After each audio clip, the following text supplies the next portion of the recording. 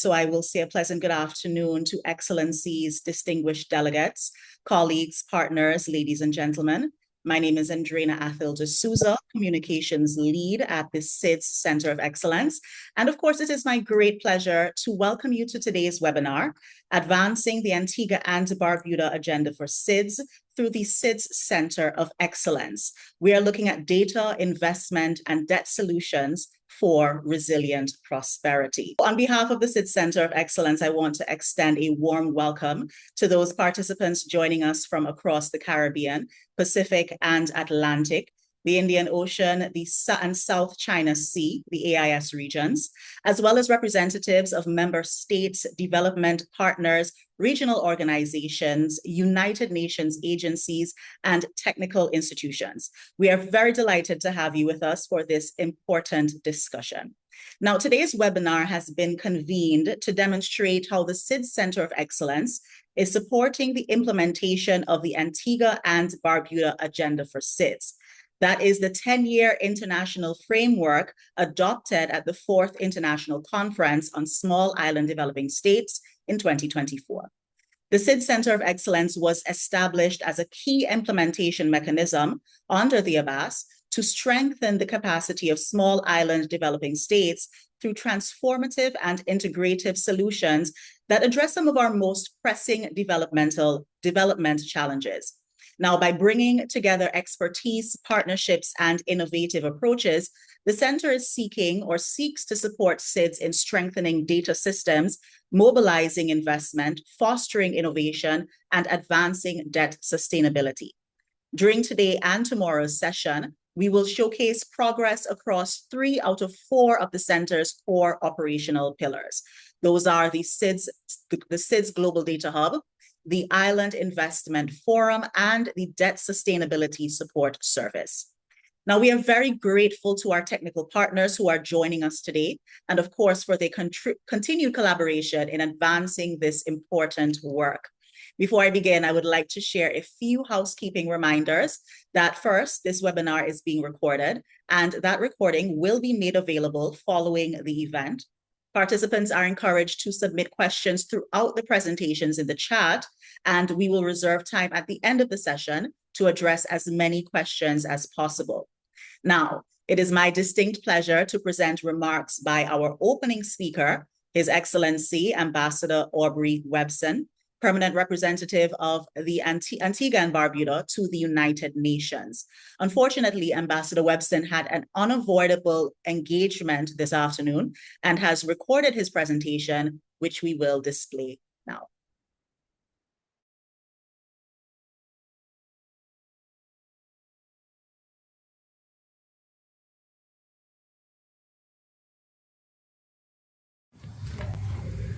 Thank you very much, and good morning, good afternoon, good evening, wherever you are.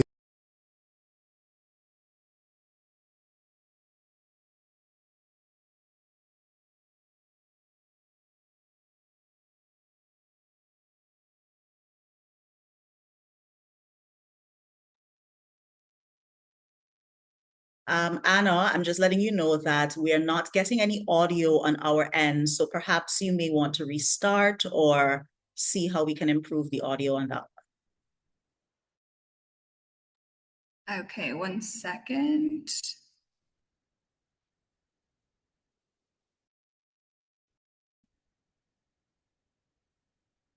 Thank you very much. Are you hearing that now? Yes, we are, Anna. Thank you so much.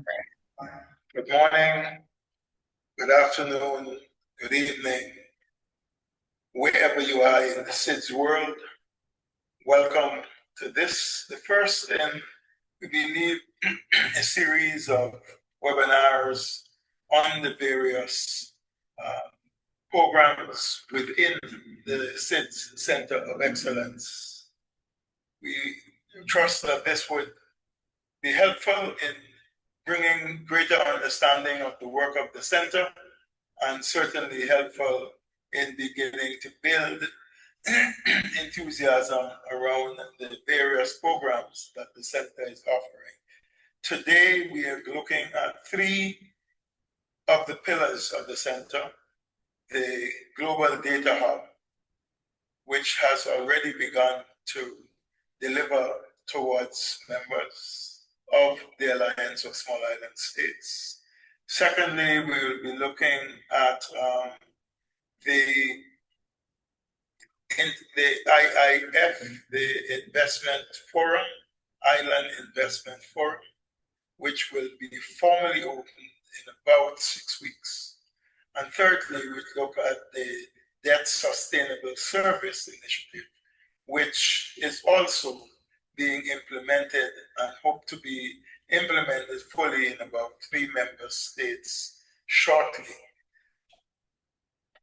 The Center of Excellence and the programs mentioned are built on the implementation strategy for the ABAS, Antigua and Barbuda strategy for small island developing states. We believe that this is a new and exciting prospect in the whole SIDS development agenda. The COE, as we call it, the Center of Excellence, is working with the United Nations system to implement the center's activities. We believe very firmly and strongly that the center itself will be a major partner in our goal towards resilience, prosperity, and all of its activities is aimed at strengthening the SIDS around the globe. Let me speak a little bit to the COE itself. The COE is built upon partnerships with civil society, partnerships with international donor agencies, and partnerships, of course, with the UN system. The COE is a commitment made by the government of Antigua and Barbuda in the ABAS to provide this type of institution to bring about the implementation of the ABAS as we seek to strive closer towards resilience, prosperity.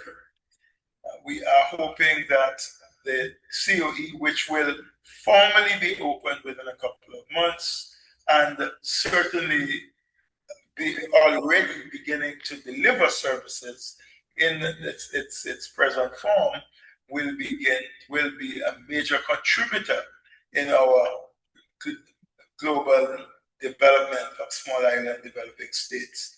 The center will look at 4 pillars, but is having a lot of inquiries on a number of other areas. So I mentioned the first 3 pillars, data, and in that we're going to be, and you will hear from the ITC and from the Public Foundation as partners who are helping and working with us in those areas. And then the IIF, and in that area, we are working with OHR LLS, and you will hear from us further on that. And then, of course, the DSSS, and in that area, working with IIUD out of the UK, and we will discuss that further. So what are those objectives very quickly that the center hopes to bring to the members of the Alliance of Small Island States and the non-self-governing territories that are engaged around the world? On the one hand, we want to strengthen data capacity on all islands. Data is critical towards policy development, towards social transformation, towards responding to the needs of communities and societies. And using current technology, we can become much more accurate and much better in organizing and reaching those societies if we understand and collect our data better. So that's one area that we intend to strengthen. Secondly, the DSSS is aimed to work with the small islands that are struggling with debt service initiative program. We've already reached out at the Global Credit credit facilities, and we hope to be able to help countries to address the question by providing technical assistance in collaboration with our partners, IIED, to respond to the debt crisis. We have sent out documentation to countries, and we hope they will respond. You guys out there would respond through your ministries of finance, your debt service officers, and so on, and that we can get this to begin to work. And then, of course, the IIF is a really exciting concept that we will launch in August in the Maldives to begin to address the question of investment in small island developing states. So that gives you a broad understanding of the Center of Excellence, the road we have walked in terms of our concept in developing it. The ABAS, certainly the new instrument for small island developing states in assessing our development as a strategic objective, so that we can use this instrument in our development process.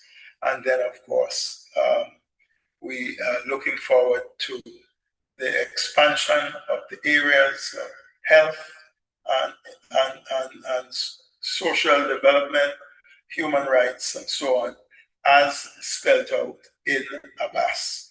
And then the Center of Excellence will step into those areas as it develops over the next couple of years. Thank you.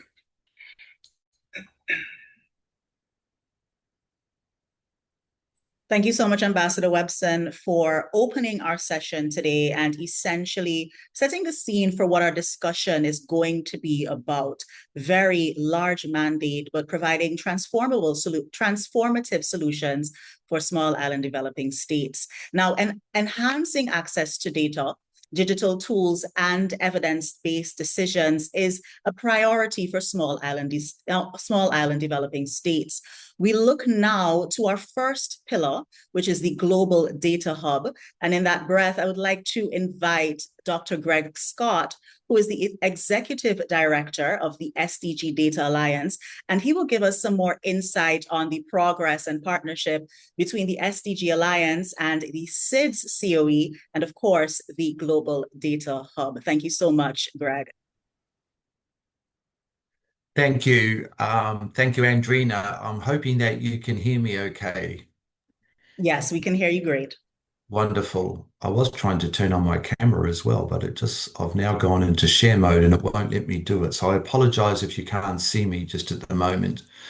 Thank you for that introduction, Andrina, and dear colleagues from around the world. Welcome to this SIDS Center of Excellence, or SIDS COE webinar that's been convened in 2 sessions over the next 24 hours. I'm going to give a bit of a strategic overview of Pillar 1 of the COE, the SIDS Global Data Hub, and just give you a bit of a sense of some of the capability and content and the directions that we're heading with the Global Data Hub. Firstly is, I guess, important is around the idea of the purpose and vision of the Global Data Hub and really some of the core elements of it. In essence, and these are tied to the ABAS itself, as mentioned by Ambassador Webson, is to strengthen the data foundations and infrastructure for SIDS. And this is really responding to one of the 10 priority actions of the ABAS itself, which was improved data collection, analysis, and use, and as being fundamental and essential to achieve resilient prosperity. So with that, the vision for the Global Data Hub is that all SIDS have access to data, to the technology, to the tools, solutions, and expertise needed for them to be able to make informed decisions, to monitor their own national priorities, but also to track progress on the implementation of the ABAS and the SDGs. And as an outcome, to accelerate achievement of resilience prosperity, which was the real defining outcome of the ABAS itself. In terms of its design, it's really an integrated and scalable system. As I talk through some of this, what's important is that it can, bit like the concept around a hub and spoke, is that you can add pieces to it and you can take pieces away. So it is very, very scalable, hence the terminology of a data hub. And with that, it links the global platform, so a global data hub, with country data hubs that will be implemented over the next little while. And this has already started virtually. So very much about being integrated and scalable and usable. Within that data hub concept, the capabilities will be about bringing together and enabling not only data, but also the tools and applications and maps and dashboards that go with that, so that we can not only see what is happening, but we can report what is happening. So this is very much about allowing our users, allowing governments to integrate what is very often fragmented information from different organizations within countries, within communities around the world, but share that information, share those services and those products in a secure way so that they're able to make better policy decisions. And most importantly, it's about empowering SIDS themselves. Um, as I'll mention in my presentation, not only is there a global data hub, but there will be individual SIDS country data hubs and map portfolios that SIDS themselves will have national ownership of, so that they can also focus in on their needs and development priorities, their sovereignty, their ownership, and their control. Very, very briefly, and I've got primarily a number of infographics from now on in the presentation that may help a little bit, but the overarching architecture itself is, and I've sort of put it in here as an uncomplicated sort of process, is that if we look along the top there of that integrated data to impact, is really as number one being, being able to access the appropriate data, the systems and the sources for us to actually be able to then integrate, to do analysis, to do modeling, so that we get what we term as insights and knowledge. And from that, we can turn that into action and impact, which is really about ABAS implementation and monitoring of the SDGs. So it's very much really turning data into impact. And a key element of that is bringing it all together, so to speak. In terms of the structure itself, as I said, there will be a global platform. We are looking at also putting regional connections in different locations as we bring more maturity into the work that we're doing. Importantly, will be the country hubs themselves that will have access to map portfolios, maps, dashboards, data services, and also other innovative technologies such as geospatial artificial intelligence or GeoAI. And we have many multiple outputs that will come from that. So that's really the overall architecture of the global data hub and the hub and spoke effect for the individual country data hubs. Let me just put that another way if I can. And I apologize if this slide isn't as clear as it could be. I'm just using this as courtesy of colleagues, one of our partners in Fugrove Climate and Nature Group. If we look on the left-hand slide of that image, where we can see lots and lots of data, there's lots of data out there in the world. Data does exist. What's important, or the challenge we have, is that we don't necessarily know where it is, how to integrate it, how to use it, understand what's important and what's not important. And we're very good at just seeing data and in some cases saying, here is a bunch of data, but what does it mean and what do we do with it? And really where that transition or that big transformation changes is on the right-hand side, is that what we're doing is looking at answers that drive impact, outcomes, where we can ask a question. What is the impact of coastal erosion along my coastline? What does that mean in terms of my mangroves?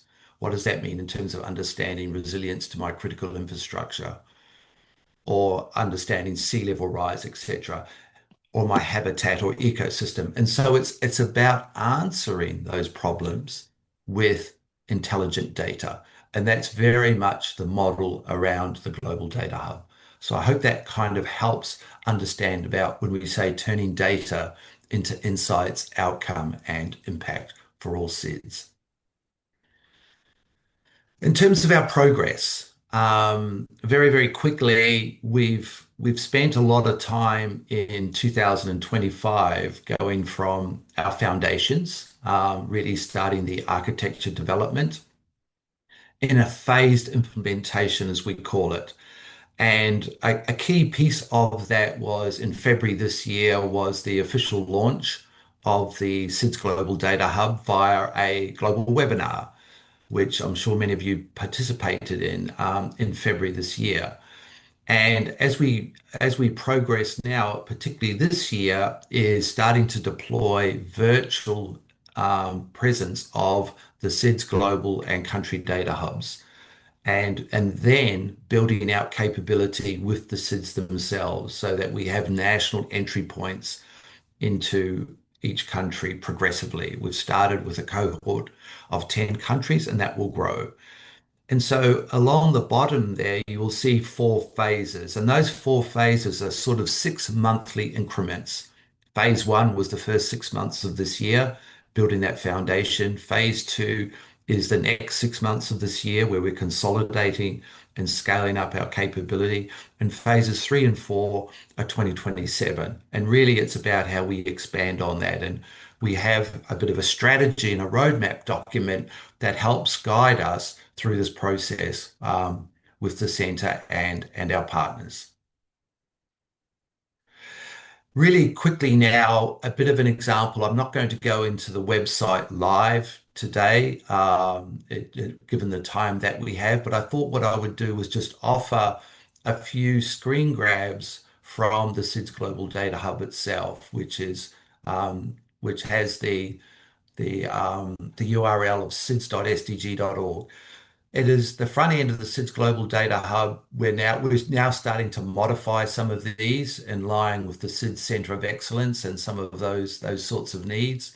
But it has predominantly along the top a number of tabs. The first one being Who are the SIDS? And it describes all of the SIDS countries and where they are. It then looks at Data Hub concepts itself. It explains all of these terminologies and technical terms and quite a level of detail. And as we go through those different descriptions, they have links in there to link to the Data Hub, to link to country hubs, to link to map portfolios, etc. But they're also available along the top tabs as well, where we can see individual country ones, which we're starting on, and also the map portfolios, which I'll get into a bit more detail with some of these in just a moment. What's really important here, if we see data library, what we're also building here, we have freely open, publicly available data. The data that's being used in the Global Data Hub can be accessed by others, by anyone. It's open data.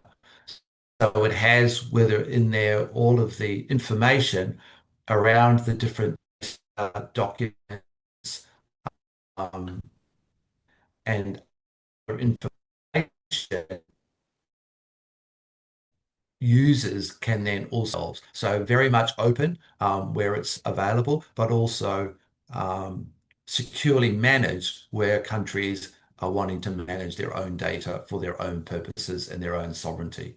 So that's very, very important. And we actually talk a lot about that in one particular part of the data hub. So a little bit more detail with the country data hubs themselves. And we talk about an integrated system of systems, and I mentioned this hub and spoke concept. The SIDS country data hubs are really being deployed and developed so that it helps SIDS themselves, it helps countries themselves.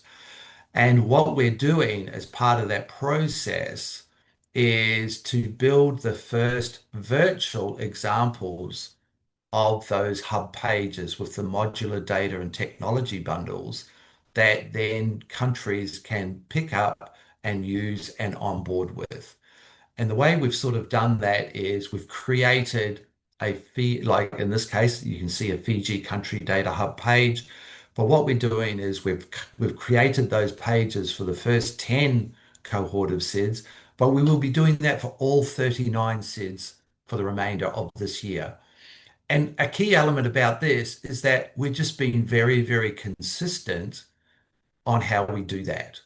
And so the key element here is that because this is so scalable, is that it's very simple to replicate, to copy and paste, for want of a better term, with some of these capabilities. And you can see that consistency and look and feel, but you can also see here along the top tabs where we have our priorities, what are our national priorities, visualizations and stories, etc., and open data. So here's an example of the national priorities for the Maldives. We have an introductory page, we have the reference around the priorities, we provide context around that country, and those countries can then add or build or change all of that. It's totally editable if they wish to do that. But importantly, we then start talking about the national priorities. What are they against their needs and requirements? We talk a bit about what those priorities cover, why they matter, and also how the data hubs can help them in those processes. And so we go through all of those within each of the countries, and we're building those out now over the next few months. A really good one about the Maldives, which is why I like to use it, is there is a national priority on data dissemination and use, and the priority around authoritative data, statistics, understanding and application of it. So we're building those out over the next little while as well in this sort of shape and form. In terms of the country map portfolios, this is where we get more into the data itself, the individual collections of country data, which we've started to do. As you can see on the right-hand side, you can see individual country map portfolios, but we've also structured them around 9 specific themes that we think are important and critical to the priorities and actions of the ABAS itself. Now, all of these can be changed by countries, but we've tried to build a level of consistency into that around cities and communities, infrastructure, land management, statistics and demographics, trade, ocean resources, etc., etc. And just by way of a few examples of this as I finish off, is that goes into different levels of detail within the data and a consistent model across all countries. Here we can see under the theme ocean resources, we can see a view of coral reef distribution, in this case, in a very small part of the Maldives themselves under the Maldives map portfolio. Another example, which is very different again, but takes us down into a completely different level of detail, is within Fiji. This is looking at imagery and land parcels within Fiji. Now, what's really important here is that this data is being consumed as a service directly from Fiji's National Geospatial Information System. So on the side here, you can see a credit on Vanua View Online. And so what we're doing here is consuming their data out of their system. And we can do that from countries with approval. So again, showing how we can scale this across different countries, but also at different levels of resolution. And finally, here is an example of taking statistical data that's been derived in tables and spreadsheets and geographically representing that data here for Tonga. And I see Yumi's in on the call today from Tonga. But not only bringing that into a spatial context, but then looking at different thematic areas around that, in this case, education and those levels of education, and the fact that we're seeing a greater level of higher education in the main islands, But as we get more geographically distributed and isolated, those education levels drop off in many of the outer islands. So it tracks some of these sorts of things so that we get a better understanding of what is happening where and what does that mean in terms of how we look at interventions going forward. Finally, I just wanted to have two final slides to sort of talk a little bit about why we're doing this and how important it is. First of all, in terms of the SIDS COE itself, the data hub is what we're terming as it's the data backbone of the SIDS Center of Excellence. So it's not in isolation. The four pillars are all to be connected. And here, this little infographic gives a bit of an example of how the Global Data Hub supports the Island Investment Forum, the Debt Sustainability Support Service, and the Innovation and Technology Mechanism, and what that impact means. So what does this do, and what does that mean for our countries themselves? And really, it's about better decisions, having greater resilience, country ownership, a greater capacity, and much, much better results and outcomes. And finally, I'll just leave you with this slide as I conclude, Andrina, is really why does this matter? And it's very much about how we can bring decision-ready evidence to countries, build capacity, and deliver results on not only implementation of the ABAS itself, but also the SDGs and national development priorities. So with that, I'll conclude, and thank you very much, Andrina. Thank you so much, Greg, for that insightful presentation. It's always so great to see the possibilities and the transformative solutions that will be provided for SIDS through this type of intelligent data. As you said, the foundation of it is really knowing where the data is, deciphering what data is important, and then what to do with it. And then from there, we can answer those problems and create solutions with intelligent data. So thank you so much for all of your support and work thus far. And now I would like to invite Cecilia Heuser. She's a representative from the International Trade Center, the ITC, and she's going to speak a bit about the integration of trade intelligence into the Global Data Hub. Cecilia, you can take it away.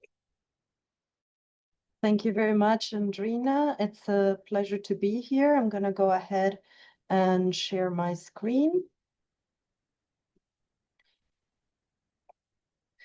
So I'm here with you today to talk a little bit about the SIDS Export Potential Map, which is a tool that we are developing jointly to incorporate a trade perspective into trade data and trade perspective into the Center of Excellence.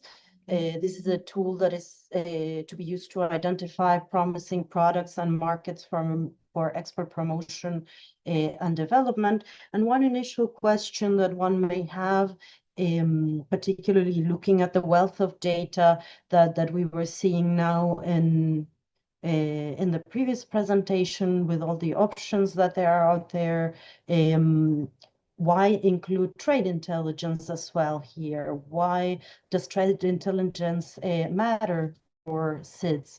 And we know that SIDS face unique structural challenges, be that the size of their markets, the geographic isolation, but also that leads to high concentration of exports and the exposure to climate events and so on. And trade intelligence is something that can help design policies that address these structural challenges that SIDS face. So trade intelligence can help transform data into actionable policy, be that in terms of identifying sectors that require more support, or identifying sectors to be prioritized for exports, opportunities for diversification, for reduction of dependence, and so on. So this is the motivation to include trade intelligence in the Center of Excellence. And we are trying to do that through this expert potential map that we're developing. What is it? What is this tool? This is a free online tool tailored to SIDS that identifies unrealized export opportunities and opportunities for diversification at a very detailed level. So by product, by exporter, by importer. And that is easy to navigate through interactive visualizations that can be used by governments, by TPOs, by development partners, and also probably by the private sector when considering markets, for example. In a bit more detail, some of the key elements of this export potential map that we are developing. We find a dedicated interface, which means that this interface will have SIDS branding, will have the center, will be embedded in the Center of Excellence website for ease of navigation of users. We'll have custom country and product groupings, which means that analysis will be easier for users of SIDS countries. By country groupings, we mean within SIDS to group by groups such as Caribbean countries, Pacific countries, and so on. And regarding product groupings, while the detailed data at the product level is available, we're also looking to customize this to product groups of interest of the different partners. As I said, product level export potential estimates that distinguish unrealized export potential by product, by market, by exporter. And as well, the integration of selected additional indicators that may complement this export potential analysis. All of this in an interactive and shareable visualization platform, accompanied by supporting documentation and guidance, as well as some trainings that will be provided so that users can navigate this easily. So this will, as we said, this will be fully integrated within the Center of Excellence. This is a part of the global data, part of the first pillar. This complements or can complement the Island Investment Forum in the sense of highlighting high potential sectors. And moving forward further in the future, this can also support evidence-based planning towards fulfilling ABAS.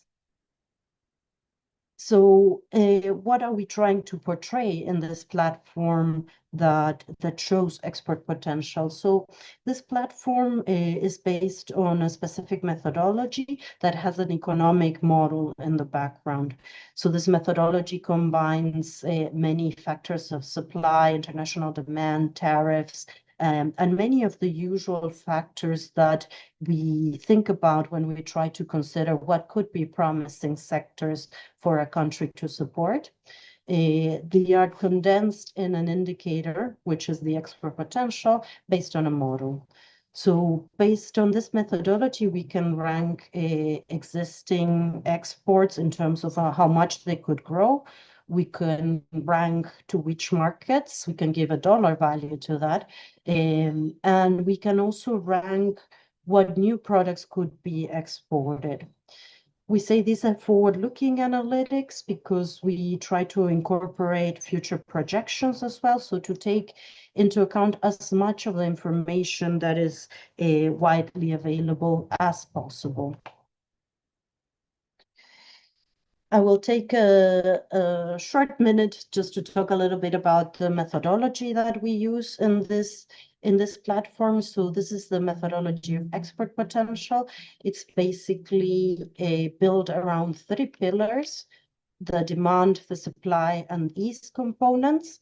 These components, each of them include a fair number of variables. So for example, in demand, we analyze the imports of all markets in the past 5 years, how have they changed, how have they grown, how have the populations in those countries grown, how sensitive their imports are to their own growth, what is the projection of growth, and this we consider for all markets. What are the projections of population growth, what are their tariffs, what are the tariffs that they impose on competitors, and so on.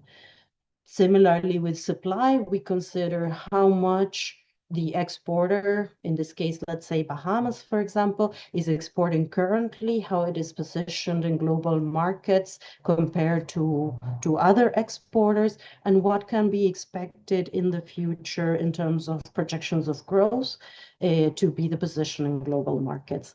And in terms of ease, what we take into account is with any given market, what has historically been the trade between the exporter that we are considering and the importer that we are considering. Taking into account all these variables that are very well detailed in the platform itself, we come to a number that is an indicator, that's the export potential indicator. This is a dollar value that reflects how the exports that could be reached in the next few years.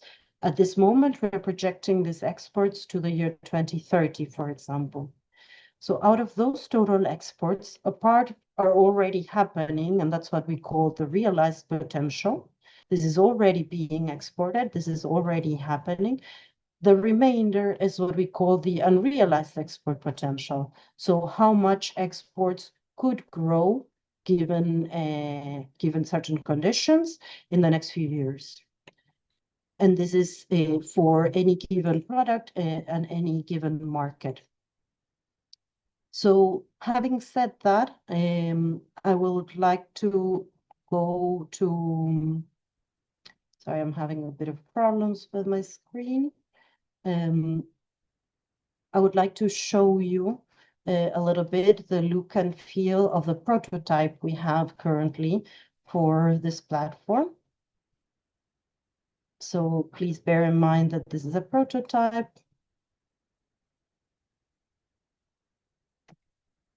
So this is the landing page of the platform because this is the prototype. This is not the final URL that this is not the final address that this platform will have. This will be embedded in the Center of Excellence.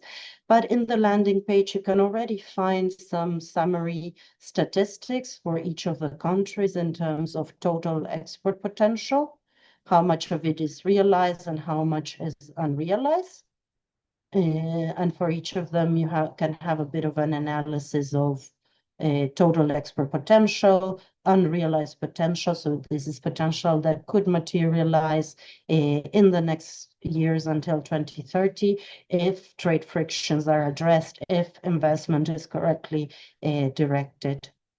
So from here, we can access the export potential statistics themselves, which we can navigate by country or by product easily. I'm going to look at some examples that show you some of the things that we can do with this platform. So one thing we could do is to see of the things that we are already exporting well, for example, where could we export more? So I'm going to pick an example for Dominican Republic. When Dominican Republic is exporting to the world, so we don't look at specific markets yet. And we see that medical instruments are a large part of the export potential. And these are large exports already, but we may want to find out where exports of medical instruments could still grow. So what we can do is pick, I clicked specifically on medical instruments, and I can check that, yes, there is an unrealized potential of $1.8 billion in medical instruments from the Dominican Republic. And I can check in which markets that unrealized export potential exists. So here we have the markets ranked according to their export potential. I can also rank them in terms of their unrealized export potential. So for example, we see that the main market with unrealized export potential is the United States, but which is currently the main destination market. But we also see that there are other markets that are currently less served, such as India, such as the Netherlands, that also have unrealized export potential. This allows us to narrow down our focus when we want to diversify markets, for example. We could go from an analysis such as this one to trying to understand and find out what the entry requirements for specific medical instruments are in the Netherlands, for example. Another thing that that we can do, and I'm going to turn to a different example, is try to find out about products that we're not currently exporting that much. So these are not key products in our export basket currently, but we would like to know if there's potential to develop exports further so that we diversify exports a bit more. And here we're looking at the example of Seychelles. So in the case of exports from the Seychelles, we see that currently a lot of the export potential is in fish, which is currently also the largest export already happening, already realized. So this is not exactly what we're looking for in this case. We may want to think about diversifying that basket, and so we can exclude some of the products, as I'm doing now. We are excluding fish products, and animal products made from animal residue, and we find other products that have export potential that is unrealized. So for example, we see that rum is a product that Seychelles is currently exporting a bit, but that has an unrealized potential of $2.4 million. And we might be interested to find out in which markets. And we see here that actually the main markets to increase exports of rum from Seychelles are in the European Union and the United Kingdom. And in each case, we can see exactly how much exports of rum could be expected to grow if they are supported, if frictions are eliminated, and if investment is done. I'll do a third example and stop there. So the last point is, so far we have been looking at products that are already exported, and we're trying to see which ones could grow their exports in the next few years and to which markets. But we can also think about product diversification into new products, and that we find in a different module in the homepage for product diversification. So in this case, I'm going to look at the example of Tonga. So what we're trying to see here is out of all the products that Tonga is not exporting currently, which ones are the most likely to be successfully exported in the next few years without focusing in a specific market. In this case, we don't have a dollar value. It is difficult to get an estimation of how much Tonga could export of all of these products, given that it's not exporting them at all currently, but we can rank them. And the product that ranks first in terms of likelihood of being successfully exported is cocoa beans. So cocoa beans are currently not significantly exported out of Tonga, but what we see in this ranking is that because world demand is significant for this product, and Tonga already trades successfully with some of the main importers of cocoa beans. It is likely that Tonga will be able to to successfully export this product. At the same time, Tonga is already successfully exporting products that are similar or that have similar requirements in terms of land or in terms of technology. So these are the sort of insights we could gain from this platform.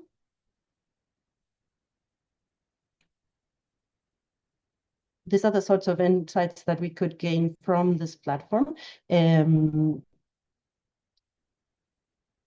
I had some screenshots in the slides to accompany these examples.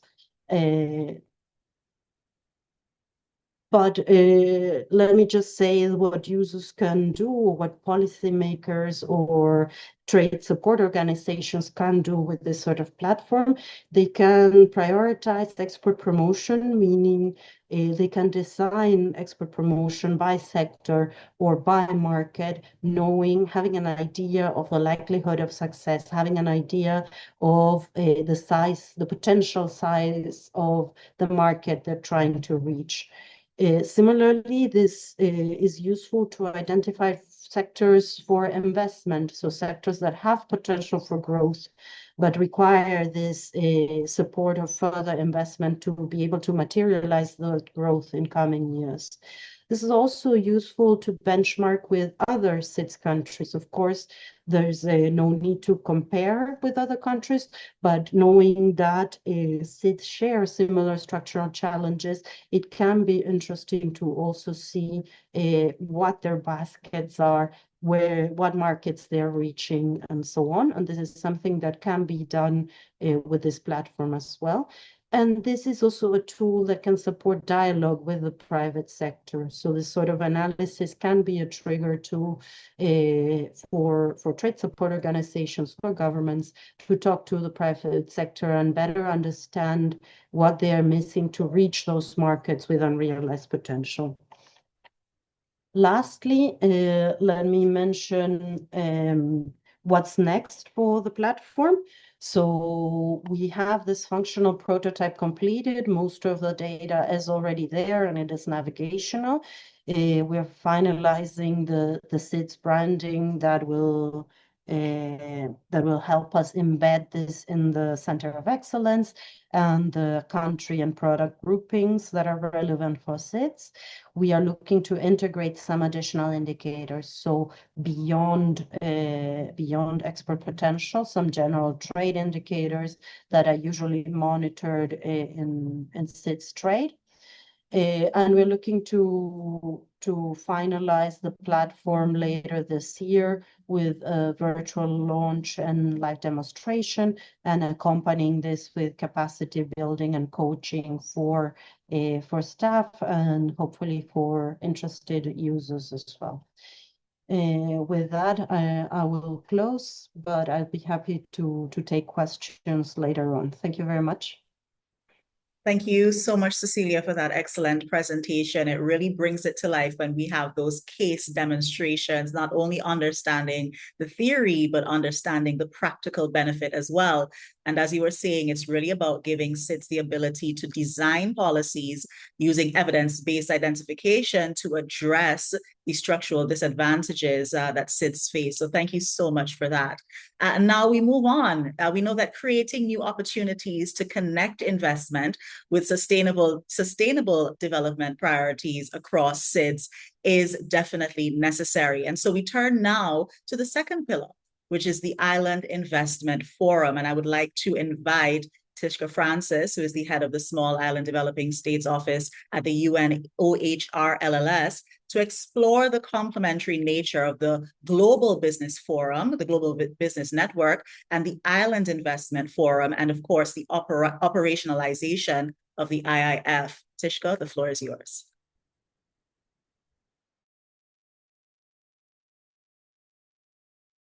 I think you may be muted or the audio is not coming across to us. I don't think you're muted. Not hearing you.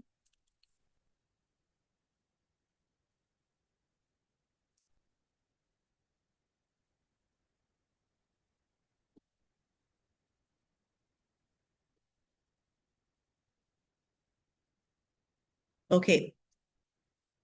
Tishka, as you maybe figure the technical aspect out, Ritu is asking if she's able to present as she has another engagement. Would she be able to do this and then we can come back to your presentation?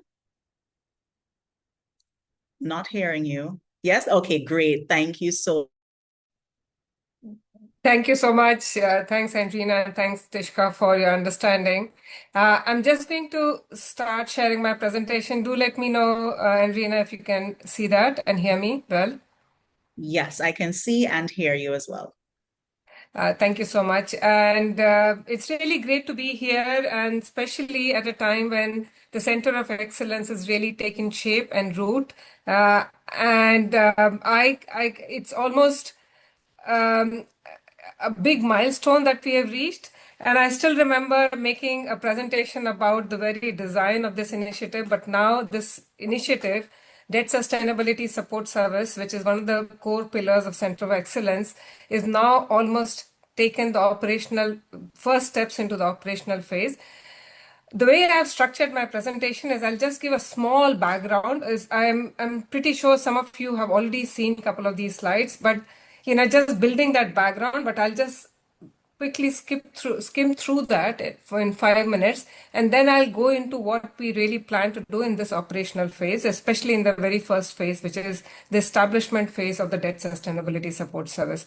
So, see, we all know that SIDS are increasingly becoming vulnerable to climatic impacts, and one thing that we all know is in the last decade itself, the disaster intensity in SIDS have increased by almost 120%. And the immediate impact of those disasters are felt in the economy along with the community and the people themselves.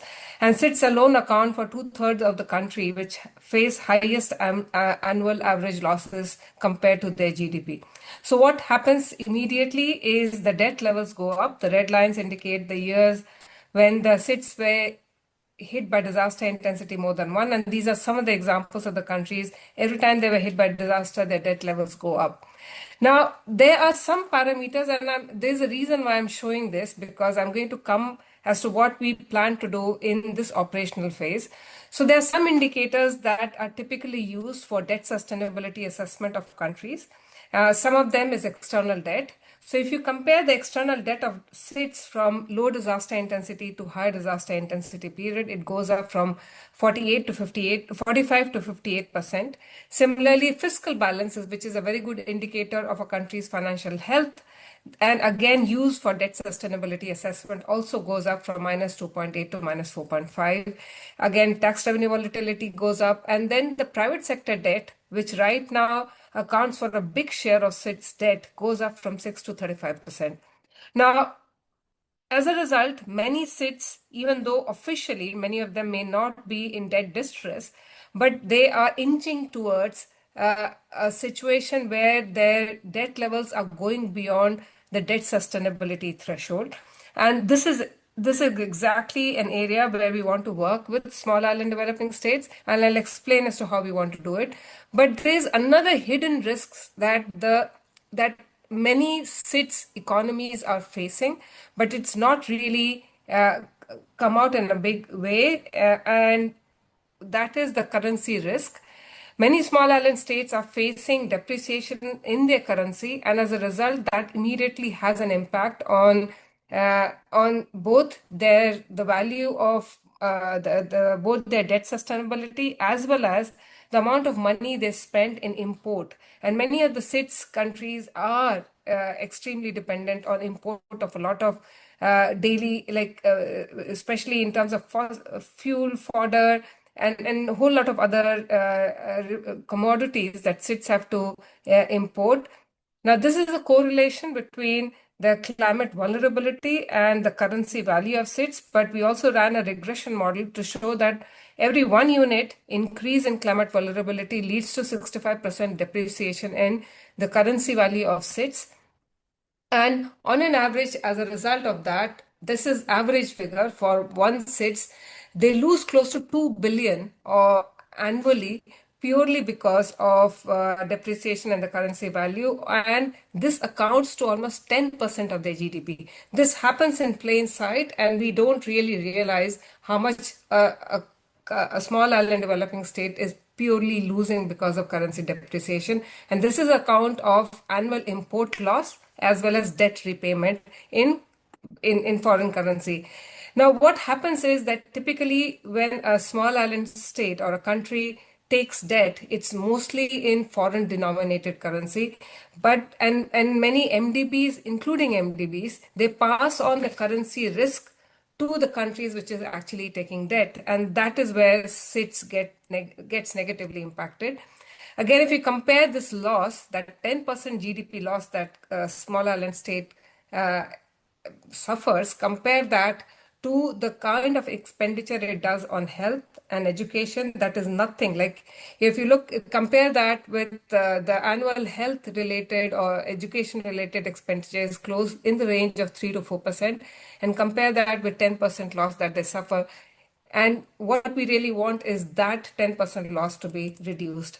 Again, credit rating is another reason why many small island states are not able to access capital at a cheaper cost compared to many other developed countries.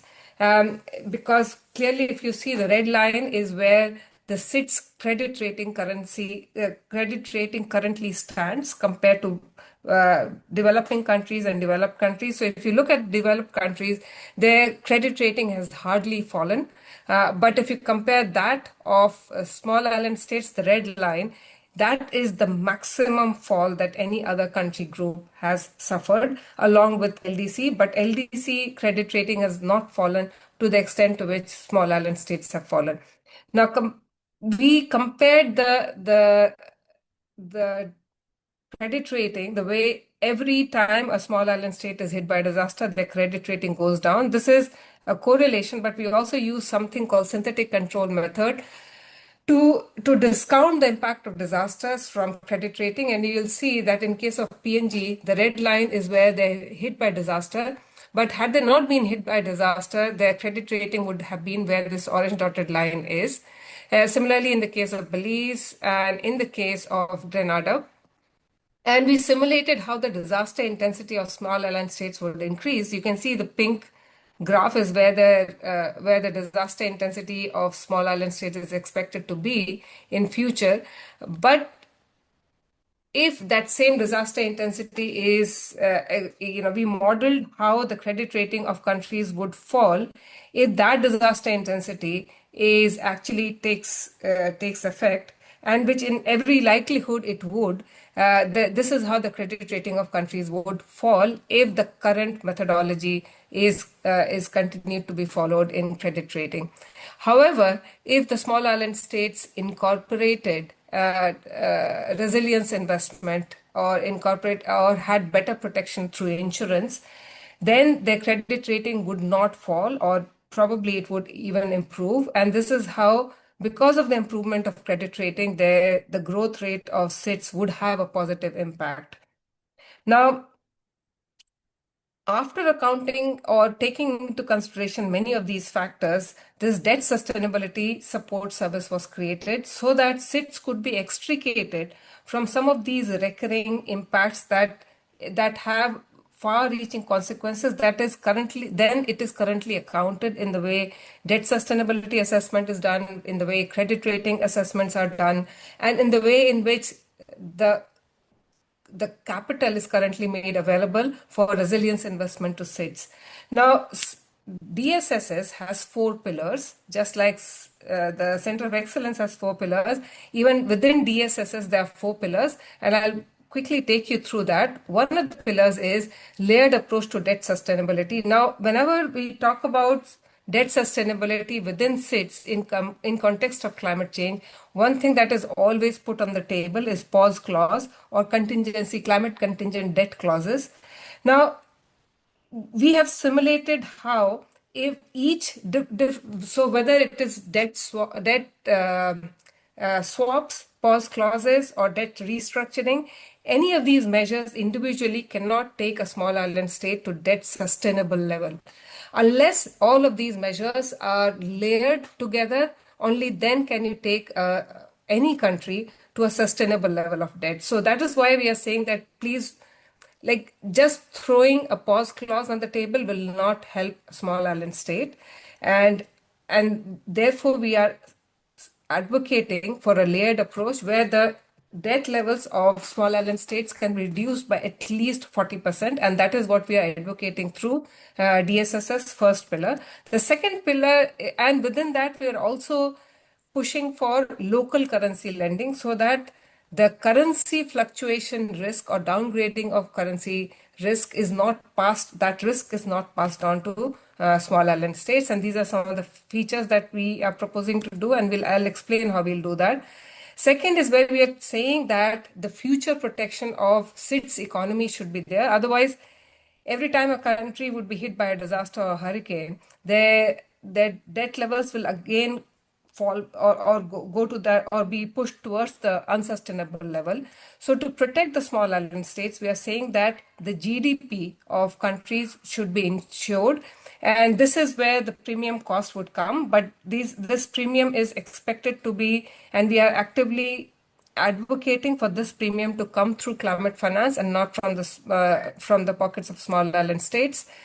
The third is where we are talking about bringing in longer term resilience investment by making the terms of capital more favorable to small island states by bringing in reform within the credit rating measures, and also by bringing in private sector investment, which is more conducive to SIDS terms.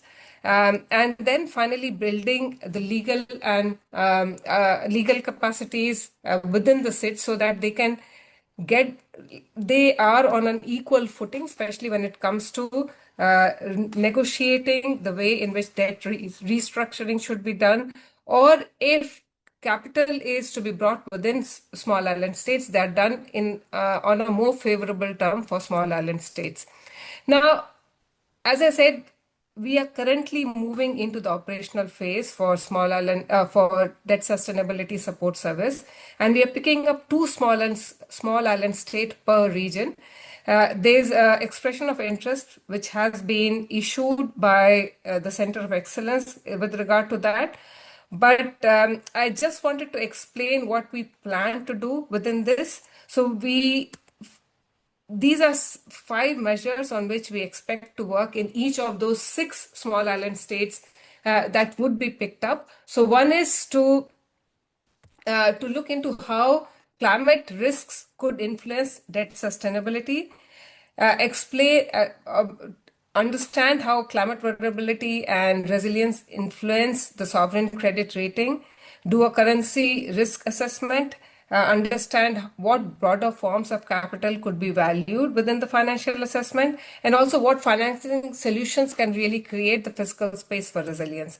Now, the methodology that we intend to follow, so there'll be 4 work streams. The first work stream would be to develop a baseline debt trajectory for each of those small island states that we will pick up, then integrate climate risk scenarios within that, and within that we'll cover both extreme events as well as the slow onset risks, and then work out 3 different scenarios. One is business as usual based on the current debt pathways, without making the climate adjustments. Second scenario we'll build by including all the climate stress pathways. So how the debt trajectory of countries would change after we incorporate climate shocks, and then we build out what resilience pathways would look like. And the whole intention of doing this is to understand how climate adjusted debt sustainability assessment could be carried out, identify future debt risks purely because of climate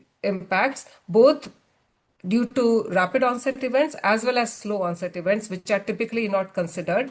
And then the whole idea is, once we come out with this kind of climate accounted debt sustainability assessment, we can give evidence to the countries or to the finance ministries in these countries so that they can carry out a more evidence-based debt restructuring, as well as climate finance negotiations for additional capital, and also come out with fiscal strategies to protect resilience investment in their country.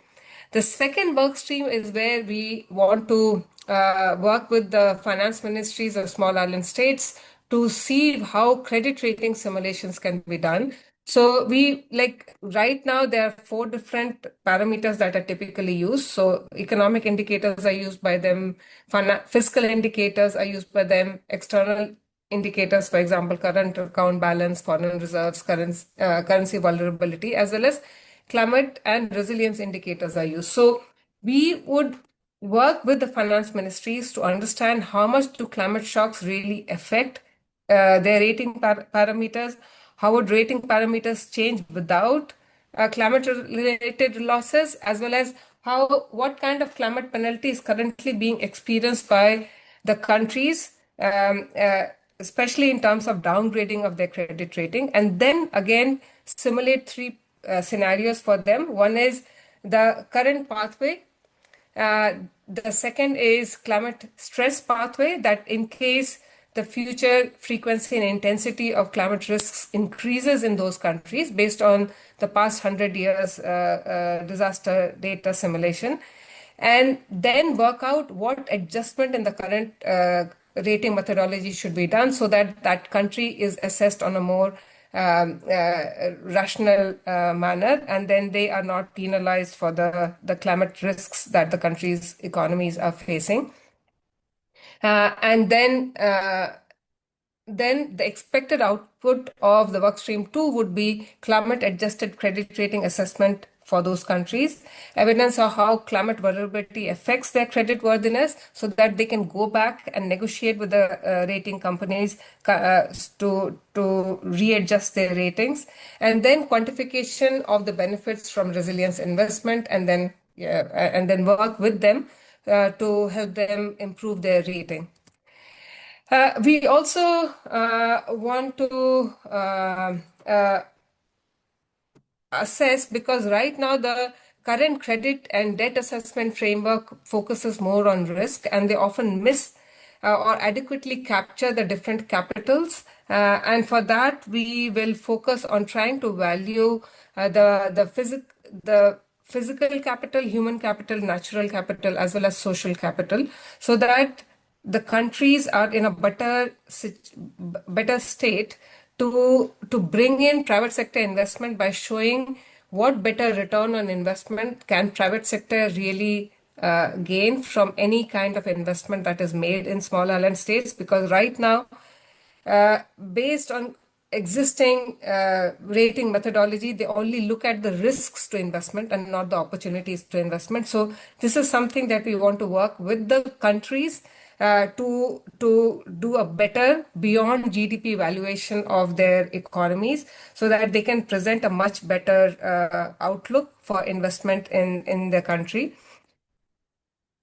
And I'll just quickly go through this, but basically the implementation approach that we want to do is we want to work very closely with the Ministry of Finance, so that when we do the debt sustainability assessment or credit rating methodologies, we do this in a way that the finance ministries gain the skills to do it themselves in future, so that they don't need us anymore, and that capacity is built in within their ministry, to that in case in future they have to do a similar work, they can do it themselves.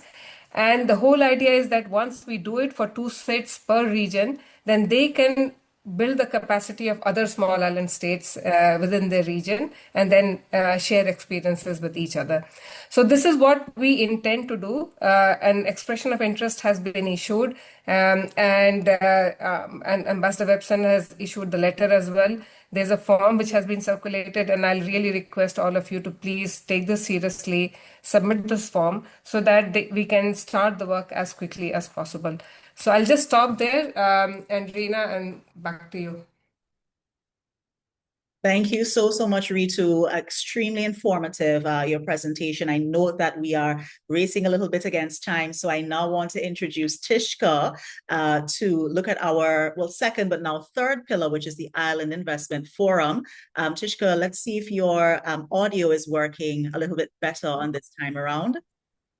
And Can this you hear is me now? Yes, we can hear you now. This will be our Okay. last pillar. Thank you so much, everyone, for your patience. Tishka, the floor. Yes.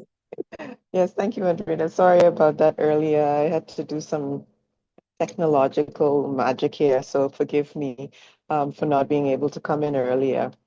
I also wanted to thank you for the invitation for OHLLS to participate in this webinar. It's been a very good experience to share all of the information on various pillars of work. And also a big thank you to Ambassador Webson for outlining in his opening statement earlier the ambitious vision for the Island Investment Forum as a first of its kind investment facilitation platform dedicated to SIDS. And Ambassador Webson has been a great leader for this work and on the Center of Excellence more broadly. And we would really want to thank him and the government of Antigua and Barbuda for inviting OHRLS to partner in bringing this vision to life. So again, we are grateful to have been engaged in the Center of Excellence and its development from its early stages. Between May and November of last year, we supported the operationalization of the center through the work of Dr. Jennifer Blanca, helping to shape the vision and implementation framework for all of its 4 pillars.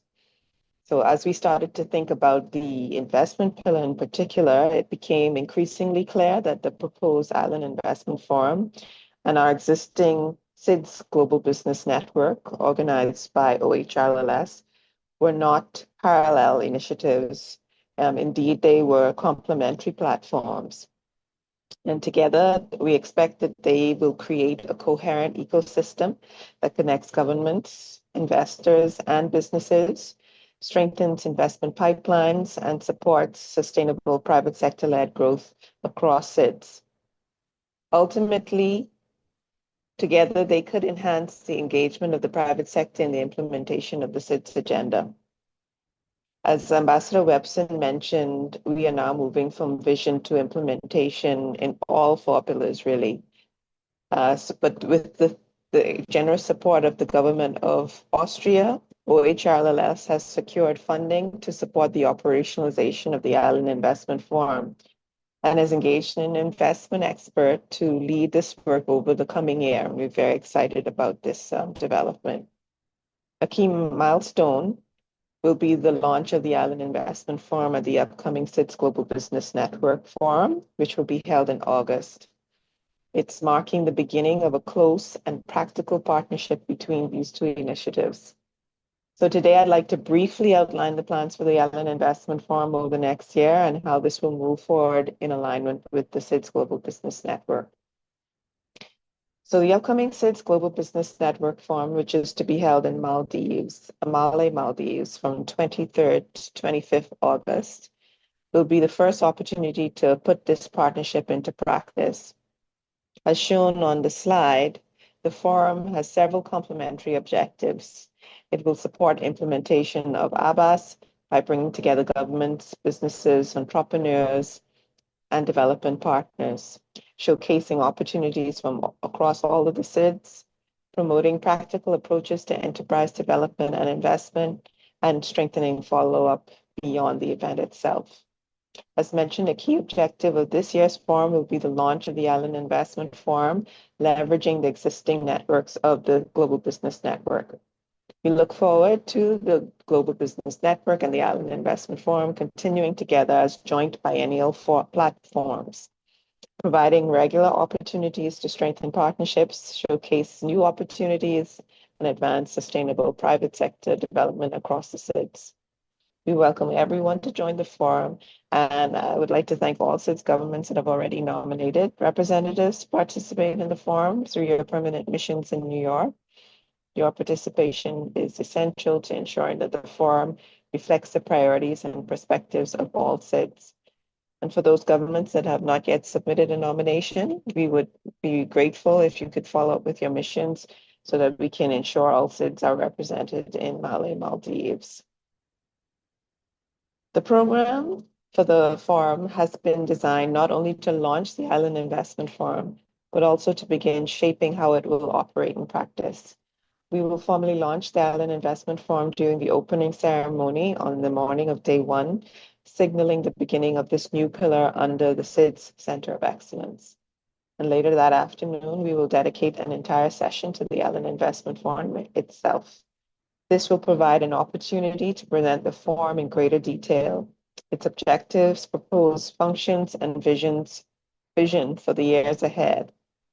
Importantly, the session will feature perspectives from SIDS governments and partners, highlighting the ambitious work already taking place across the SIDS to attract investment and support private sector development. These experiences will help inform and shape the future work of the Island Investment Forum. Throughout the 2 days, the program also creates multiple opportunities to showcase SIDS solutions and initiatives, alongside the thematic discussions on private sector-led growth, enabling environments and finance, AI and digitalization, and resilient tourism. Participants will be able to engage through several complementary formats. On the main stage, we will have a series of 10-minute solution pitches showcasing practical initiatives from SIDS and partners that have the potential to be supported, replicated, or scaled across other island states. And running in parallel, spotlight events will allow for more in-depth discussion on specific themes, while dedicated deal rooms and bilateral meeting spaces will provide a structured environment for smaller meetings and partnership discussions. At the entrance to the main plenary hall, a marketplace will be displayed, which will be an opportunity to present products, goods, and initiatives from across the SIDS regions. Together, these different formats are intended not only to showcase what SIDS are already doing, but also to generate ideas, partnerships, and practical lessons that can feed directly into the future work program of the Island Investment Forum as it evolves beyond its launch. And on the last day, the third day, participants will have the opportunity to visit examples of island-led innovation, enterprise, and resilience across the Maldives. And these site visits are designed to connect the forum discussions with real-world experiences and provide practical ideas and lessons that can be adapted and applied across other SIDS. While the SIDS Global Business Network Forum will mark the launch of the Island Investment Forum, the forum itself is only the beginning. The Island Investment Forum is envisioned as a long-term platform to strengthen investment capacity across SIDS and support governments well beyond the biennial events. Its work will focus on 4 complementary areas. First, the Island Investment Forum will work directly with SIDS governments. It will identify national focal points and pilot close engagement with a small number of SIDS in each region.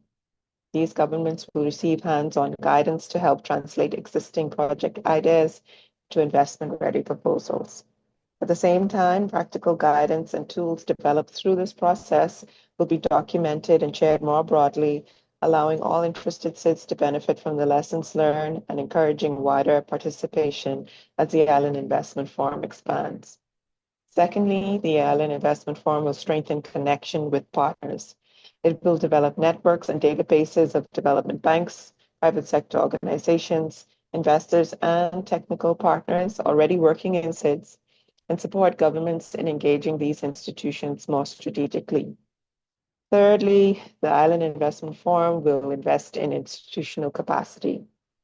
Through the operationalization process, capacity building will be provided to the staff of the SIDS Center of Excellence to ensure that over time, the center has the expertise and leadership needed to sustain and further develop the IIF, or the Island Investment Forum. Finally, a core principle of the Island Investment Forum will be coordination rather than duplication. The Island Investment Forum is not intended to become another standalone investment support mechanism. Instead, it will act as a facilitator, connecting SIDS governments with existing initiatives, multilateral development banks, UN entities, and technical partners that are already providing investment support, while helping governments navigate this landscape and ensuring that assistance responds directly to the SIDS priorities and needs. So I hope this has provided a useful overview of the vision and plans ahead for the Island Investment Forum. As we've discussed today, the Island Investment Forum is intended to be an initiative by SIDS and for SIDS, one that works closely with governments and partners to strengthen investment readiness, facilitate connections, and support sustainable private sector development over the long term. Importantly, the Island Investment Forum is just one pillar of the SIDS Center of Excellence, as we've heard today. So working alongside the Global Data Hub, the Debt Sustainability Support Service, and the Center's broader knowledge and partnership functions, we believe it can make an important contribution to supporting resilient prosperity across SIDS and advancing implementation of ABAS. So thank you again for your time and engagement today, and we would be pleased to answer any questions that you may have over the course of the next day or so as we present these webinars. The QR code that you would see on the screen right now provides further information about the SIDS Global Business Network, including how to register. So we look forward to welcoming many of you to Malé, Maldives in August. Thank you. Back to you, Andrina. Thank you so much, Tishka. And we are all very excited and gearing up for the GBN Forum and the launch of the IIF upcoming next month in Maldives. Moving along now, and I think we have just a few words from Ambassador that was pre-recorded on the IIF specifically. So Anna, we can make that presentation now.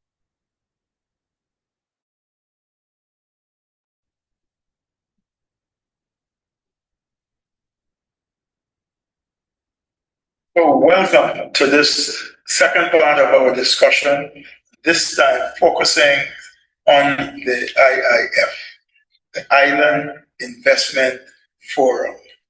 This is a new and exciting concept that we are embarking upon to make a global effort to bring private sector business working with governments into partnerships to help address the question of development. In some cases, it would be national programs. Some cases, it would be multilateral programs. And in order to scale, we may very well be talking about programs that bring a number of islands, not just in one region, but maybe even across the world together. This is exciting because this is completely new, something that the global community is working at for the very first time in the effort. It is built and conceptualized as a sort of a Davos for islands, but it is really focused at trying to make this an island exclusive program. So how are we going to do this? So it's not going to be a forum only. It is going to be, as we will launch in the Maldives, a forum that is going to be held every 2 years, I believe, and move around the SIDS region.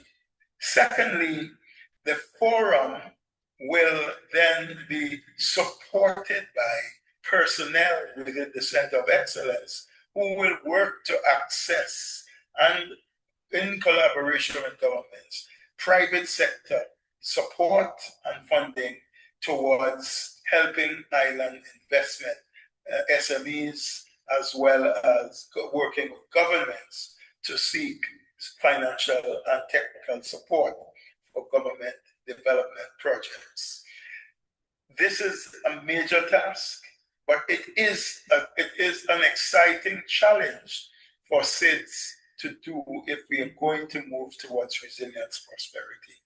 We may focus on specific areas depending on resources. We know, as an example, tourism is a major area for small islands. We hope to team with tourism foundations and tourism financiers to attract resources in SMEs and so on within SIDS. We may focus on other areas of private sector development and working with development banks to attract investment to small island developing states. We have, with the generous support of the government of Austria received support for a consultant to set this up. We will spend the next 12 months launching it and setting it up to make sure it's an effective program working with OHR-LLS. We will build on the business network initiative of OHR-LLS. We will take from them some of the partners to become active players within the context of economic development in the islands. We will work with the business network and work together with full-time staff that we will recruit on the islands to be in the center of excellence to see if we could drive this exciting new challenge and exciting new project forward. This offers new opportunities for innovation. It offers new opportunities for creative thinking, and it offers new opportunities in economic development and transformation on islands. This is, as I said, a global effort. It's not simply within any particular region. It is a global effort to change the lives of persons in small island developing states.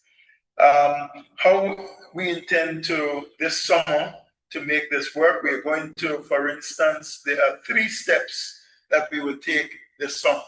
Firstly, we will launch the program and outline the concept more broadly. Secondly, we will aim to have a marketplace where there will be people who will be selling, quote unquote, their products. That is, selling the ideas that they have and showing, if in some cases practically, the things that they can bring to any particular island, and begin to seek project development. Thirdly, we will be looking at some innovative ideas and looking to match people with ideas and be able to create a space where business and people can talk about ideas, share information, and begin to see what we can unearth. We hope that as we launch this, new ideas will arise and governments and the private sector will become more interested in exploring possibilities. We hope to be able to lend technical assistance to governments. And a lot of SIDS governments have technical capacity to develop projects and so on. We hope to match those with financing or development opportunities. It is a real exciting and new prospect for small island developing states. It is part of the ABAS, and we hope that we will be able to bring this to you in a real and meaningful way going forward. I am quite excited about this concept.